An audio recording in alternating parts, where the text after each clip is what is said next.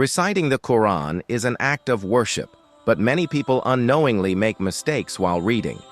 In this video, we will discuss common Quran recitation mistakes and how to correct them.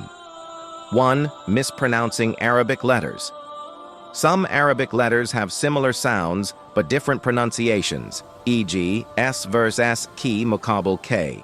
Learning proper Tajweed helps avoid errors. 2. Ignoring Tajweed rules. Tajweed ensures accurate recitation. Mistakes in elongation, mad, stopping, waqiyaf, and merging letters, idgham, can change meanings. 3. Rushing through recitation. Reciting too fast can lead to skipping words or incorrect pronunciation. Quran should be recited with reflection, tadabbur. 4. Not following proper pauses. Stopping at the wrong places can alter meanings. Understanding waqf signs, point, ring, dot, is crucial. 5. Reciting without understanding. While recitation earns rewards, understanding its meaning strengthens faith. Reading with translation and tafsir enhances the spiritual experience. 6. Not seeking correction.